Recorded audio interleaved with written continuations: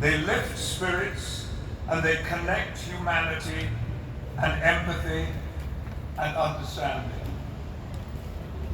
Well, one Beatle certainly lifted my spirits, and this was at that time my first encounter with a Beatle. And it's, for me, an illustration not of somebody I happen to meet, but of the kindness and generosity of that person. When I was 24 in 1964, I was an actor working in regional theatre. I think my salary was £18 a week, $23, something like that. And I drove a 1938 Ford Popular.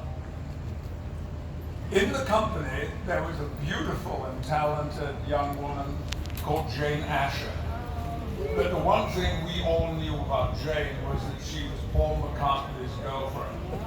And one Saturday night, the word went around backstage, "Paul's up front! Paul's up front!"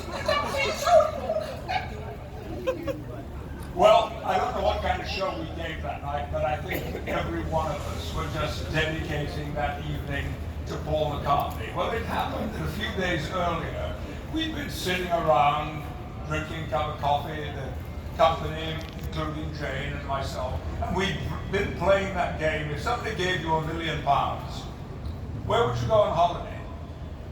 What suit would you buy? What kind of whiskey would you drink? And one of the questions was, what car would you drive? Well, there was only one car that I was really passionate about in those days, and it was the Aston Martin DB4. As far removed from what I drove on a daily basis as any car could possibly be. And so I made that very clear. That's what I love. After the performance on the Saturday night, in my underwear, standing alone in my dressing room, there was a knock at the door. And I said, yeah, come on in, because it was all very relaxed in those days. And the door opened, and standing in the frame of the door was Paul McCartney,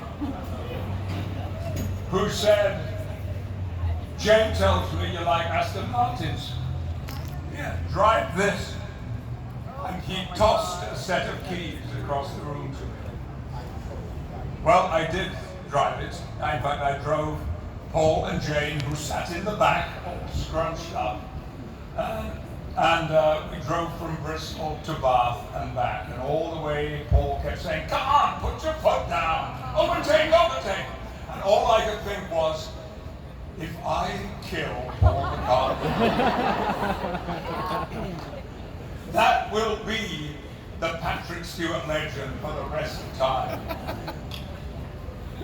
A delightful, charming, generous human being.